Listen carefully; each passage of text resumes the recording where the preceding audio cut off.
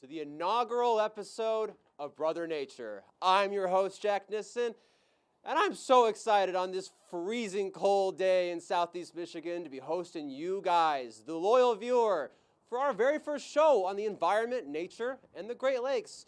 Honestly, I'd like to think I was the inspiration behind this, but really, it's you, the viewer. Because after so many years of writing stories about everything from the Great Lakes to nature, everything in between, whether it's fishing for burbot up north, whether it's finding invasive species down here in inland lakes, looking at our shorelines, honestly, going up to the Porkies or even camping down here, you are interested, the viewer. And so we thought, what better way to showcase our wonderful state and all the land and water around it than to take it onto the stream. I am so excited. I can't believe it's finally happening, but man, are we here. Now, a lot of up north actually has a lot of cool nature, but we're going to start down here in Detroit, where we took a gander at one of the coolest new features on our Riverwalk. Take a look. We're kicking things off at the Huron-Clinton Metro Park's Park Within a Park. Yes, that's right. We may actually be in downtown Detroit, but this is the Metro Park's first spot within the city. I'm super excited for it all, and I hope that my first guest, Amy McMillan, is just as excited. I may even be more excited. It's hard to tell, but for sure, we are so excited and proud and grateful to be here. I mean, this is a pretty monumental thing. Tell me just... It is. I don't know if you know where to start, but let's go with just the inspiration behind where did you guys sort of get involved in this whole experience? So, I came to the Metro Parks in 2018, which is about the time that the plans for the whole park were beginning to take shape. There were tons of meetings going on in the community that had gone on in the community, and people had brought these really spectacular ideas to the Conservancy. And so there was this model on a table of what the park was going to look like, and Senator Levin was a member of the Conservancy board, and he was a lifetime friend of Bob Marins, who's one of my board members, and he invited us down to see the design of the park and said, hey, it's been a long time, and the Metro Parks have never been in the city of Detroit. What would you think about being part of Ralph Wilson Park? And I'm like, I think that would be pretty great. It's totally time, right? It would be so great. It's been this goal of ours as an organization for a really long time, and the fit between the Metro Parks and the Conservancy was just, it was perfect. It all came together. And here we are today at the Huron-Clinton Metro Parks Water Garden. So tell me, what exactly is it that makes it a water garden? What are sort of some of the specific details that people might find here? Well, so it depends on the time of year, right? The feature is this big piece of water right in the middle of the park, right? It connects directly to the Detroit River. And one of the things that people have said for a really long time about the river is that you can see the river, right? You can be part of the incredible experience on the entire riverfront, but you could still never touch the river. And now here at the water garden, you can actually touch the water, and you can be on the water here, and the water attracts such an incredible amount of wildlife. The amount of there's already been a mink sighted. I know, no way. right? Oh yes. Really? And tons That's crazy. of geese, herons. I have the most gorgeous photo of a heron from the opening weekend of the park. So the wildlife viewing opportunities are going to be spectacular. And then as you look around, winter is not the best time to highlight the plantings here, but they are really hundreds of trees that have been planted throughout the entire site. So it's this oasis, right? And it's right in the middle of this incredibly active park that has so many different opportunities for grown people, for little people. The playground, the Delta Dental Playground is spectacular. The Davison Sport House, it is just an amazing world-class facility right here, right in the city. So, you mentioned kids. Yes. I have to imagine there's going to be some integration with, I don't know, schools or classes here. 100%. So we have had this partnership with the Conservancy since 2018. where we have been working with our interpretive programs. They come down to the riverfront, they do programs on weekends throughout the year. Starting in 2026, this will be one of our outdoor classrooms, right? Ooh, so we okay. have all of these programs that we're working on with the Riverfront Conservancy staff, and this would be an outdoor classroom. There is so much to learn about the outdoors, about nature, about science, right here at the park. So, and stepping even outside of that a little bit, I know that the Metro Parks have a pretty good relationship with Detroit, trying to make sure that, you know, anyone within the city can, I guess, get up to the parks. Can you kind of talk to me a little bit about just sort of the significance and importance of having a relationship like that with the city and making sure that there's a connectivity between all of it? Absolutely. So, you know, our vision, our mission is to serve all the people of southeastern Michigan all of their lives. And for a really long time, we've not done the best job of doing that for Detroiters. So we've been really doubling down over the course of the last 7 or 8 years. And the city team has been so welcoming to us, right? And so we have partnerships at Rouge Park, we have partnerships at Palmer Park. We do a ton of programming in schools here in the city and of course throughout the region. And so we also really target a lot of our messaging to city residents, right? Sure. Because if you don't know about something, you absolutely can't experience it. And so we're just really excited about the way that relationship has grown and continues to grow.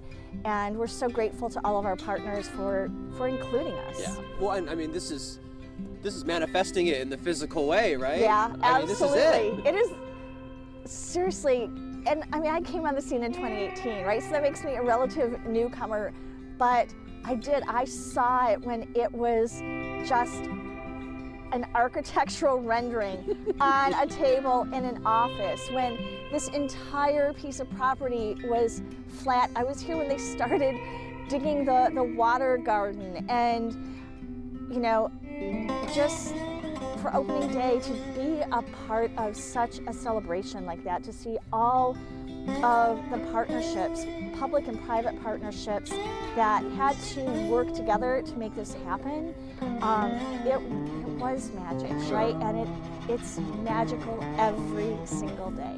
If someone is walking through this for the very first time, I mean, can you just sort of, what are they going to feel when they do it? And let's picture this in like peak bloom, right? Late spring. It's that perfect Michigan weather. Well, you know, we're one day closer to spring today than we were yesterday, so it's not that far away. But I mean, I think that they will experience all the things that we did at the end of summer and fall as the park is coming together, right? The sounds of the birds, I don't know how to describe it. Yes, it's exactly that. You just like, you breathe it in, and there's just this, when you connect to the outdoors, it is just this, it does something for your nervous system, right? It floods your nervous system in really the best possible way. Now, fun fact, the water in that water garden is actually from the Detroit River. It's being filtered underneath the park and into just that little water garden. So when she says people are actually going to be touching the Detroit River, that's not a lie. However, when we come back from the break, we're going to take a step out and see some other parts of this park, which honestly has turned into quite the gem in downtown Detroit. And we're back. Now, the riverfront has changed a lot in the past few years, and honestly, this previous year was probably its biggest development yet. We had a boardwalk go up, and then even a couple years before, near the old tire site, that also was modernized. But now, probably capping off what has got to be the coolest project yet, let's zoom out to Ralph C. Wilson Park and everything they got. 22 acres, 3 years of development. Those are just some of the numbers behind what has got to be one of the coolest additions to Detroit in years. Here to talk about it is Ryan Sullivan, CEO of the Riverfront Conservancy. Hello, sir. Hey, good morning. Morning. I have to imagine the renderings that came out about this when you guys were still planning it didn't include sub-freezing temperatures and a blanket of snow. They did, actually. They did? They did, Oh, wow, yes. so this isn't even a first then. There were some renderings that showed people sledding right here at the DT Foundation Summit. And you can even sled. Yeah, I love it. Absolutely. Tell me just how it felt on opening day seeing everyone here. It was amazing. You know, it was a culmination of a year's worth of effort and attention and investment from our entire community into this wonderful project that has been so many years in the making. And to see all of that come together on a crisp, beautiful, sunny fall weekend was truly special. And I was here able to enjoy it with so many people from our community as well as my family. It was an awesome weekend. Yeah, no, I have to imagine a lot of families kind of got to touch the grass here for the very first time. Rewind for me then. What was the site before it was Ralph C. Wilson Park? Yeah, well, the site has gone through a number of different iterations in its, let's say, industrial age. So it had been a shipbuilding yard, it was a rail yard. For many years it was the Free Press printing location before it became the West Riverfront Park, which was really kind of a flat as a pancake public park. It was great, Sure. but there wasn't all that much to it, especially as compared to now. So really excited that it is here in this incarnation, and it'll be this way for generations to come. We are building a riverfront that's going to be unrivaled in the United States. How does the park kind of work with nature? Talking about the Great Lakes also as well, but just kind of the environment around here. Yeah, absolutely. Their environmental considerations were a key part of the design process. I'll talk about two aspects of that. One is the trees. So you see here in this image, there's probably dozens of trees here in the background. But before the site was converted to Ralph Wilson Park, there were about 44 trees on those 22 acres. Oh, wow, okay. Today there are over 900 trees. There's space to spare then. So it's really incredible the amount of tree and other plantings that were brought here, many native plantings from the Great Lakes region, to your comment that started this discussion.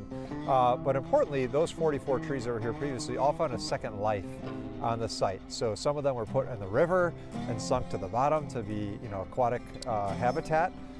Others were turned into benches, others were turned into timber scramble in the play garden. So all those 44 trees found a second life. I think that's one of the really cool aspects of the story of the park. The second part from the Great Lakes environmental aspect that I want to talk about is the shoreline itself. So for much of the shoreline here at Ralph Wilson Park, it is what's known as a soft shoreline, meaning it's a more natural shoreline, rock, big, large armor stone rock that goes into the water. Why that's important is it is so much more friendly than a hard seawall for aquatic wildlife. Sure. So you can see on any given day tons of fish wildlife in the river, as well as the birds. And that's how you know that the river is alive, if you see the birds. So specific type of bird, cormorants, there's a little inlet over here, and that's where they hang out all the time. And why do they hang out there? Because there's food there for them. So that shows you and tells you that the river is alive and that we are creating that habitat for wildlife of all kinds. So you actually sunk old trees into the water to create habitat. I know that there is a little bit of a relationship between fallen trees and rivers and sort of the life that kind of comes from that. Have you guys seen any sort of life return or even start anew here so far? Yeah, I mean, as I was mentioning, those cormorants, they were not here when this was West Riverfront Park because there was no habitat for them. So that I think is the clearest sign. Also in the water garden, which I know you spoke with Amy McMillan about, the incredible wildlife that we have seen in and around the water garden itself. Yeah. So all of that speaks to the environment here at the park, and it's really incredible that we are in a major urban city. Sure. And yet we are in a park in the city, and you have access to all this wildlife. You don't have to leave the city to experience that, and that is, I think, something truly special. Probably in front of, I don't know, one of the most iconic structures of our new crown jewel of Detroit, we have this giant bear. Mark Pasco with the Riverfront Conservancy. Tell me a little bit about this giant thing we're looking at here. Yeah, it's definitely iconic. It's great. So we are at the Delta Dental Play Garden. It's a 5-acre play garden here at Ralph Wilson Park. And this is the Bernstein bear. And the bear and the otter and the beaver and some of the other creatures we have in the tot lot area were designed by Monstrum, which is a company in Denmark, and they build play structures all throughout the entire world. And we were lucky enough to get them to work with us, and they designed these great structures right here. And yeah, this is the star of the show. Everyone loves the big bear. You can climb in and around it and slide down. And when we open up the park the end of October, I mean, this was the belle of the ball. People were having a good time. Kids loved it. Do you have a number on the tonnage of boulder that you guys had shipped in here? That's a great question. No one has asked that question. I don't, but I want to find that out for the next person who asks. Yeah. I mean, obviously everything looks very intentional, even if it is all very natural looking as well. But I mean, it is clearly a major component of just sort of the flowing design and structure of this whole place. Very cool. Yeah, and one of the things I also like about the park too is it could have been 22 acres of flat land, but the Van Valkenburg team really did a good job of making the topography. It's interesting. So here we are. We're a little bit sunken, but we're a little bit high over there. And then as you go west towards the bridge, we're all the way up at the DTE Foundation Summit, which is the highest point in the park. You have a commanding view of downtown, the bridges in Canada as well. So just the whole topography of this park, I think, is just really interesting, and it really shows the length that the entire team went through to make it a world-class park. And I really think when people are going to start talking about parks, this is going to be in the conversation as being one of the world-class parks. You know, there's Brooklyn Bridge Park and Millennium Park, and there's great parks in all major cities, and I think this is going to be in that conversation as one of them. I really do. One of the things that we're really excited about, and I love this story, is we talked about community meetings that we had, and we also reached out to high school kids and smaller kids, grade school kids. So one of the sessions that we had with designers from Michael Van Valkenburg Associates is we gave them some crayons and paper and some Play-Doh and said, okay, if you're gonna design a park yourself, what kind of creatures and things like that, what would you like to see? Totally. So those two creatures that you see were designed by kids. They were in like 3rd or 4th grade, Detroit kids. The fox, and I call it a toucan because it looks like a toucan to me with the nose. Those were designed by kids, and the team from Monstrum, which is based out of Denmark, they do these fabulous play structures all over the world. So essentially, from that border all the way to here and hopefully beyond will be completely publicly accessible walkways that people can sort of, I guess, experience the riverfront in any vantage. Right, 5.5 miles revitalized riverfront, that's the vision. So you can be all the way down there, and if you want to make it to Belle Isle, you can make it to Belle Isle. You don't have to worry about city streets, you don't have to worry about dodging vehicles or anything like that. You can just follow the riverfront and have safe, easy passage to all the parks going east as well as Belle Isle as well. So walk with me a little bit. Sure. I'm curious then, I mean, this is years in the making, right? I mean, this is, and I know that there's been a lot of restoration that's actually needed to happen as well, but I mean, how many years actually has sort of this entire project been going on? Well, for decades, we'd look across the river over to our friends in Canada, and they had a beautiful riverfront, and they would have parks and plazas, pavilions, and events, and we wanted to have that along our riverfront. The planets started lining up in the years leading up to 2003. 2003 is when the launched with our 3 partners, the City of Detroit, the Kresge Foundation, and General Motors. Okay. And the vision now was 5.5 miles of riverfront. So that's what we're working on right now. Yeah, and I know Ryan mentioned that you guys are sort of trying to bleed the land into the water a little bit more and have kind of an integrated shoreline. I mean, to have that in a major metropolitan city like that is very unusual. We're really proud of our legacy of community engagement. We've literally, since 23 years we've been doing this, we've had hundreds of community meetings, and we listen to people. What do people want to see on the riverfront? What do they want to experience on the riverfront? One of the things that we kept on hearing is they wanted to get closer to the water. They wanted to be able to experience the water a little bit more. So that's why here at this park where we are now, Ralph Wilson Park, you see it right here, you can see the familiar, the iconic marine railing. If we go a little bit east, there's no railing and there's riprap there, so people can get closer to the river. Not necessarily in the river, we don't want that, it's not safe to get into the river, bit closer to the river. So we have that, and we also have a little bit of a water play area in the Delta Dental Play Garden because people wanted to experience the water. I mean, you can't really beat that, can you? You can. It's the best of both worlds. The best of both worlds. Now, I will say that Ralph C. Wilson Park is only one part of what is becoming a network of trails going through Detroit, Hamtramck, and Highland Park. That 27-mile Joe Louis Greenway is not quite finished yet, but when it is, I'll be on it for the grand opening because I have to bet that's going to be cool.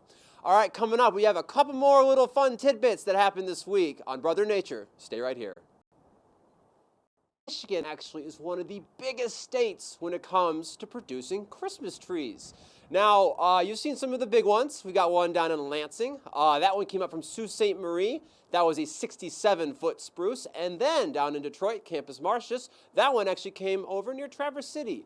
But I have to say, the crown jewel of this actually got moved to D.C. You can thank Corson's Tree Farm for that. And we spoke to the owner of that place about what the experience is like.